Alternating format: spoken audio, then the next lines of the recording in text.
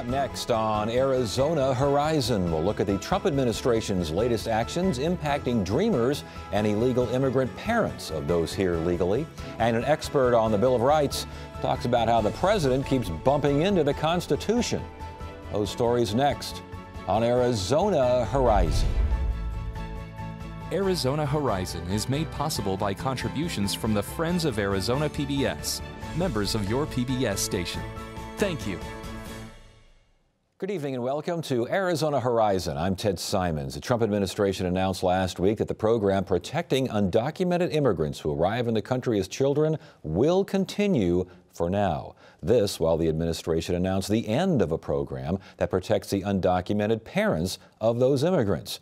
Joining us now is Lisa Magana, a professor and acting director of ASU's School of Trans-Border Studies. Welcome back. Good to see you again. Good evening. Nice to be here. So what exactly are we talking about here as far as DACA with the kids and DAPA with the older folks? Okay, so DACA refers to Deferred Action for Childhood Arrivals. It was an executive order passed around 5 years ago through the Obama administration. And essentially what it is permission to not to work in the country, to be recognized. It's temporary. It's a temporary work permit. And this was if you were brought to the U.S. through no fault of your own. I believe is if you were no older than 31. So people that have lived here, kids that have been brought here at a very young age, that have lived here their whole lives, they would be promised that they would not be deported. And if they could prove, by the way, that they were good citizens, most of them had attended grammar school, high schools, and they would be given essentially a permission to work. And the numbers recently I've seen are around 780,000 that have DACA status. DAPA was another executive order, and this was an attempt to legalize the parents of these kids that were born here. So, excuse me, if they had children that were born in the U.S., then these parents would be given another sort of temporary work permit, and the idea that they would not be deported or removed if they had, again, U.S. citizen children. This, about 3 days ago, the Trump administration ruled that or decided, because we're never quite clear, a lot of things going on, obviously, with this administration, but essentially said, for right now, we're going to leave DACA status. So if you are a DACA recipient, you can extend your DACA status for 2 years. As of right now, that's still the rule. However, they also decided that DAPA, this executive order that would have, again, essentially given temporary permission to the parents of U.S. citizens, that has stopped. That no longer exists. And we should note that DAPA never really took effect because of court challenges. Yes, there were 26 states, Arizona included, that tried to stop the ever full implementation of DAPA. So that really never went anywhere. Eventually got to the courts, and they ruled 4-4, couldn't decide on the status of this. Now, as far as DACA, these are where the dreamers come from, these folks. It continues. Now, candidate Trump said this wasn't going to continue. And now President Trump says it is going to continue. Do we know for how long? Well, okay, one of the reasons I love studying immigration politics is because there's always certainly dynamics that we have to consider. And the polling that I had seen on DACA students or DACA kids is that pretty positive, right? We don't really want to punish kids that were brought here through no fault of their own. And so the polling on pretty positive when we think about these kids. He, however, said, as candidate Trump, that he would stop or end these executive orders by the Obama administration, or by President Obama. However, with this particular issue, it was never so clear, because I remember different town hall meetings where he actually asked the audience, what do we want to do with these dreamers? What do you think? And I remember asking, and it was a Fox town hall meeting, and essentially people were very supportive of this. And as evidence of the politics of immigration, as soon as they ruled, or they made this decision to continue this DACA status, certain immigrant advocacy groups came out saying, "Oh, we thank you, President Trump, thank you for being supportive," and immediately they came back out saying, "Well, wait a minute, we're not so sure. Let's see. For right now, we're going to continue this DACA status, but we're not so sure," because again, they want to continue to appease their base that again is not supportive of this any sort of pathway to legalization. So, what are you hearing as far as reaction from Dreamers? What are you hearing from those who have yet to register? Right. Well. Teaching at ASU, as you can imagine, I have a lot of DACA students who I will just say, I'll put a shout out, are extraordinary. These are amazing students that are very brave, that have worked really hard despite all the different barriers and circumstances. Pretty tough times right now. And they're not clear. There's a lot of uncertainty and I will say a lot of fear. And quite honestly, after the election, I had several students sobbing, crying for fear because of the rhetoric, because of what he had said he was going to do. You know, and we're seeing, so to answer your first question, yes, we don't know. Yeah. I mean, that's the truth. We really don't know. And, you know, let's not forget the rhetoric on the wall. Again, you know, he's got to try and look like he's appeasing his base for what, you know, what he got elected to do. And so you're seeing a lot of this, I got to look tough, but may not necessarily be able to carry this out. But as far as those who still need to register to get the 2-year deferment, I mean, are they hesitant now because they just don't know? I think this recent decision has helped clarify a little bit that they should, in fact, continue to apply. You know, we had talked a little bit beforehand with your next guest, who's far more knowledgeable than I am on these constitutional issues, but it's my understanding that you can't promise, right, this sort of temporary status and then take it away. And, you know, we are talking about, you know, quite a few students that, or individuals that put themselves out there, said they've been in the country, they were brought here illegally, and, you know, in some ways we have to protect what we had promised these individuals. Is there concern saying adios to DAPA means that DACA could still be in jeopardy? You know, I'll say this. I don't think there was, and this is just my own impression, that we really thought DAPA was going to be implemented. Right. There's never been a whole lot of consensus that this was going to happen. So I don't think that is the story. What I see is a lot of fear with the increase in apprehensions as an executive administrative order by the president. So to now start apprehending people that may be in the country illegally but may not have, you know, committed very serious crimes. And so to just backtrack a little bit, you know, President Obama said, let's apprehend those immigrants that are in the country illegally but have committed serious offenses. And now, as we know, and here's another attempt, I think, to appease the base, let's pick up and start apprehending those individuals that may have committed some crime but maybe not as serious as what we would have considered in the Obama administration. And so you saw the mom that had come right. and was just checking in, and, you know, so I think there's a lot of misinformation. As promised, you're not supposed to be removed if you have DACA status. But then recently there's been cases where maybe if you've committed a crime or you had done something. There was one case in Seattle, this kid had said he had known gang members. I don't know if you are familiar with this. And he was essentially detained, and there was talk of him actually being deported. Fortunately, some attorneys became involved and said this is not what the purpose of DACA status is, that your rights are supposed to have been protected. So, you know, again, it's a lot of misinformation. And I think, again, trying to appease this base that you're trying to be tough on immigration. But again, legally, we still have this particular status. All right. Good information. We'll see where we go from here.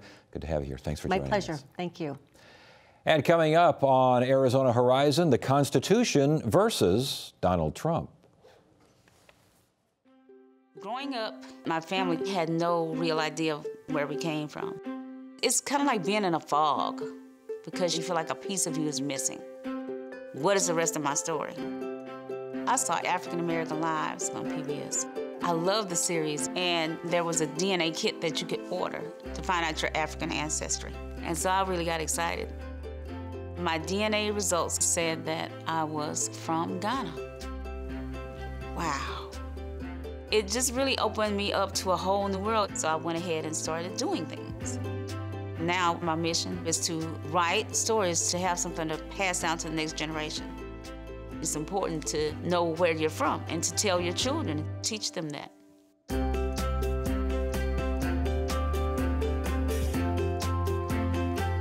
PBS helped me to go on a journey to discover who I was, and that journey will never end. President Trump's time in office has been nothing if not eventful, highlighted by constitutional issues ranging from the Emoluments Clause to national travel bans. Constitutional expert Robert McWhirter is set to give a speech tomorrow at Changing Hands Bookstore in Tempe. The speech is titled "The Constitution v. Donald J. Trump." Here now is Robert McWhirter. Welcome back. Thank you. Good to see you. Good to see you. There's always so many things to talk constitutionally when it comes to this particular administration. The Constitution versus Donald J. Trump. What are you getting at here? Well, look, I think we're at a very interesting time where the issue is not Republican or Democrat. Most of these issues should not be Republican or Democrat, and I understand the politics of some of this thing. We're coming down to basically what the Constitution says and a challenge directly to the very structure of the Constitution. This isn't a debate on different constitutional issues. This is attacking the foundation of the country, which is the Constitution. And my point in this is not so much to attack the 45th President of the United States. My point is, what does the Constitution say? Because we really should know what it says before we very handily get rid of it. He has said that he is not pleased with the just basic checks and balances. He called this as a quote, "It's a very rough system. It's an archaic system. It's really a bad thing for the country." Yeah. You're talking a basic foundation of the country. You know, Julius Caesar made the same argument to the Roman Senate, and that's why the framers of our Constitution, who knew about that, wrote a system of checks and balance. Because as James Madison said in Federalist Number 51, if men were angels, we would not need governments, and we wouldn't need checks and balances. Is he alone in terms of presidents who find checks and balances a problem? Oh, I think many presidents find them a problem. He's alone in that he wants to directly challenge the foundation and articulate it. He has been directly challenged in a variety of ways. Let's talk about something that happened here recently. 196 congressional Democrats filed suit against the president. He's retained interest in his business empire. They are saying that's unconstitutional. They're bringing up the Emoluments Clause. Yeah. What is the Emoluments Clause, and is the president bumping up against it? Well, let's start out with the Emoluments Clause. As a constitutional historian, I can say I'm very gratified that a whole generation of people are looking up the dictionary for the word emolument. Now, an emolument, just from the word, comes from late Latin molino, which went into Spanish as a mill. It goes into English, Old English, as mill.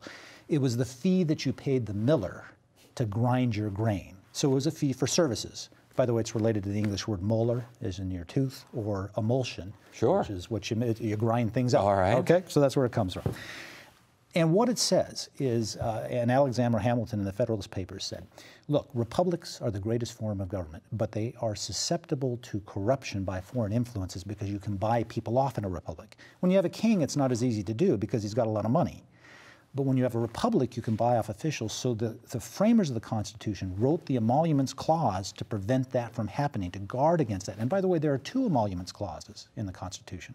There's the foreign one in Article 1, applying to the executive branch, and then there's the Domestic Emoluments Clause in Article 2, which applies to officials and congresspersons, which has to do with the domestic, paying people off domestically. It sounds like the Foreign Emoluments Clause is what's at stake here because of everything from the Trump business empire doing business across a variety of ponds, and people like the Kuwaiti delegation, Saudi officials staying at Trump hotels here in America. Right.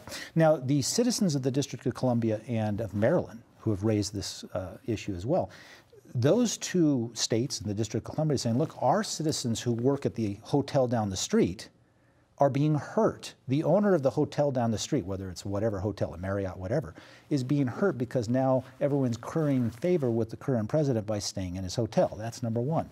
They've raised another issue, and this all has to do with standing.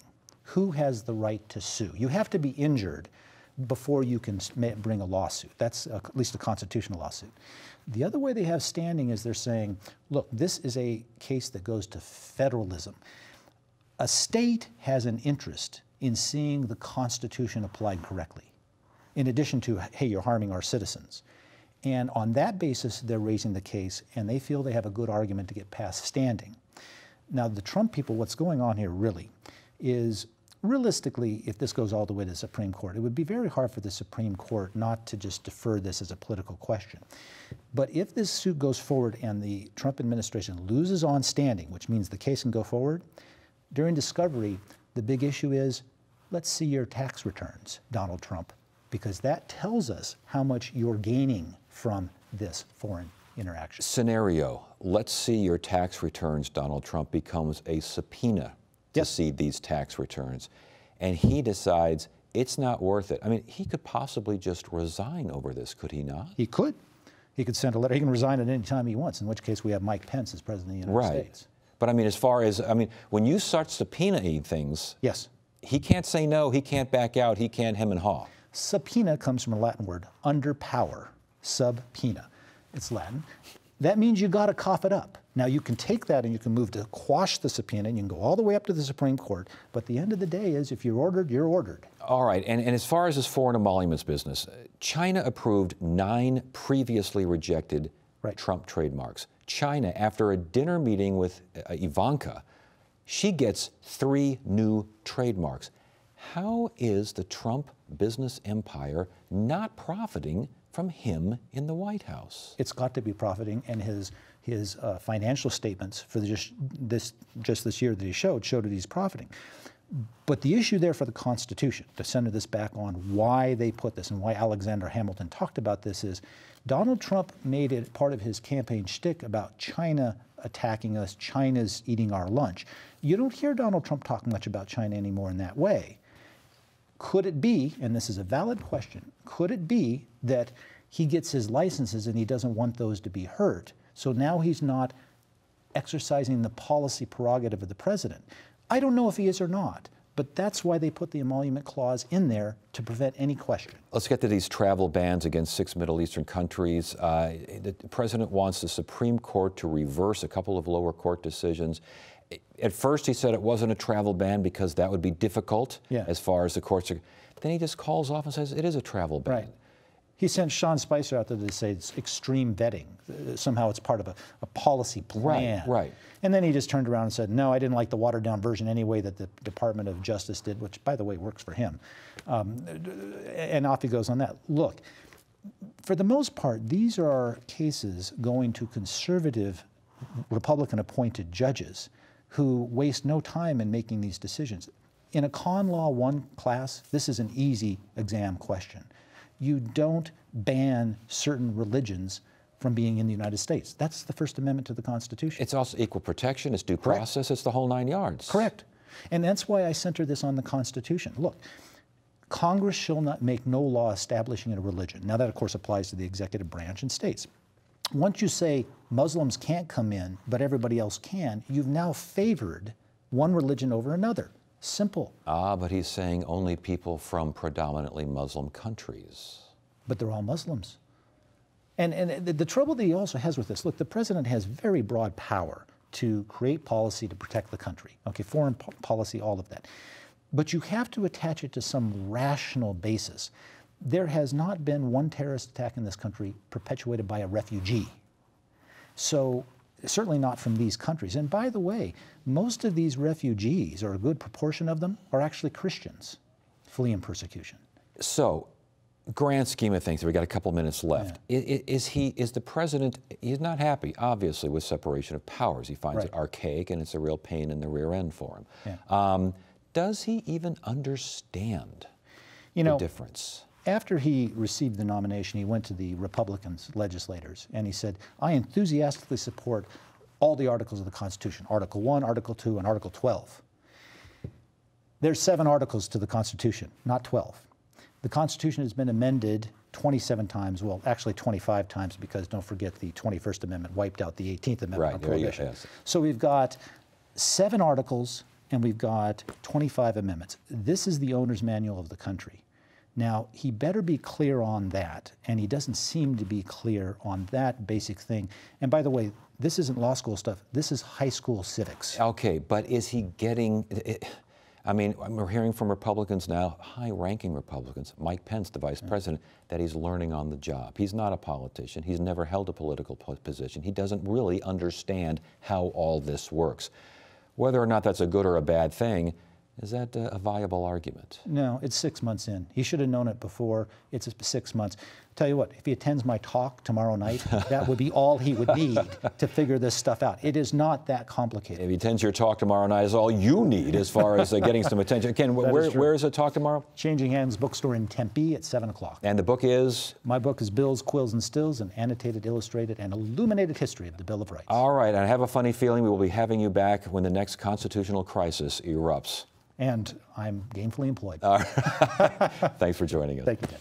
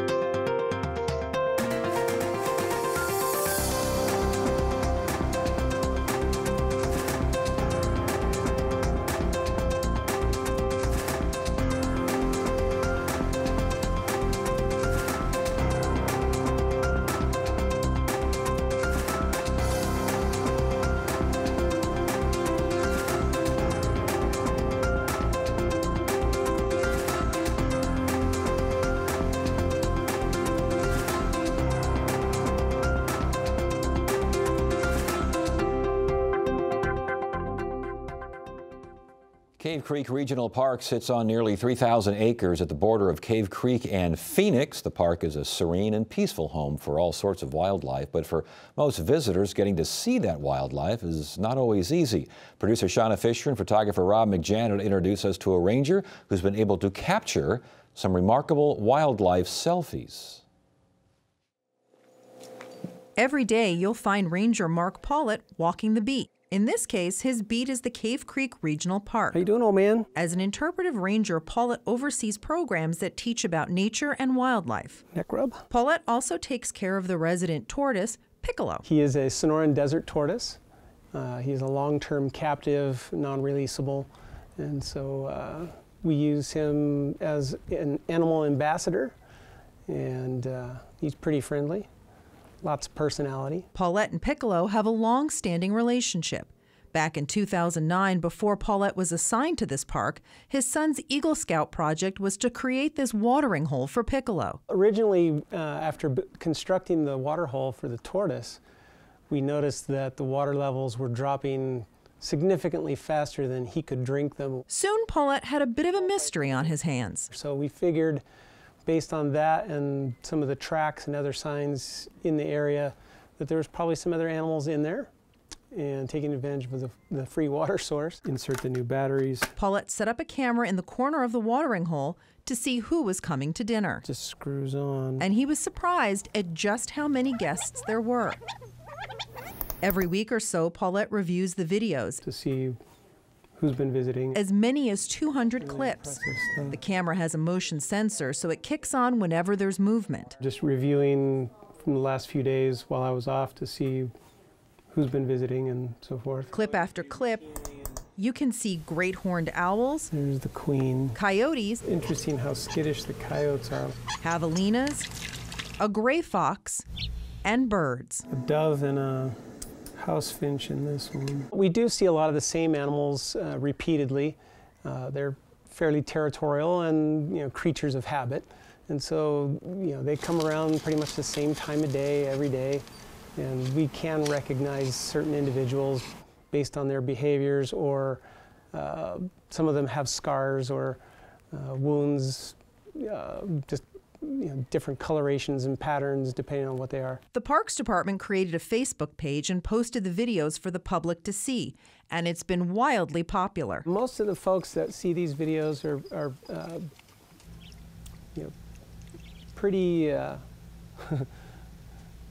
pretty impressed. They don't seem to realize that these things are here, and I get comments like, "Oh, I've been hiking there for 10 years and I've never seen one of those." Paulett says the key to seeing the wildlife in the park is to stop and just observe. Most of the time, the animals are hiding in a bush or just hanging out. We're the most biodiverse desert in the world, and there's just so much to see if you stop and take a look. Paulette says he's enjoyed seeing the different animals, but the best part? Showing off his office space to the public. Getting to share my passion for the environment and for the animals with, folks that, may not, have the opportunity to do this every day, or, they come, visiting from another country or another state, and, they just have no idea that, all these animals and plants exist in the desert. And if you would like to see more of the wildlife videos, head to our Facebook page at facebook.com/ArizonaPBS. Tuesday on Arizona Horizon, we'll look at what's being done to help folks deal with our current heat wave, and we'll learn about an encouraging new cancer drug that's been successfully used to treat a variety of tumors. That's Tuesday, 5:30 and 10 right here on Arizona Horizon. That is it for now. I'm Ted Simons. Thank you so much for joining us. You have a great evening.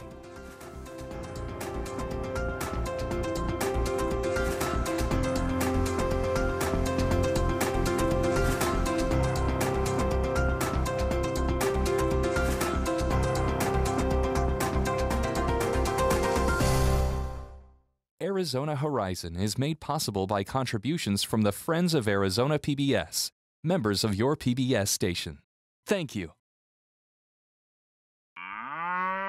There is no need to produce foods yourself to be sure they're all natural. Now there's Open Nature from Albertsons and Safeway, a line of foods made with natural ingredients. Open Nature at Albertsons and Safeway.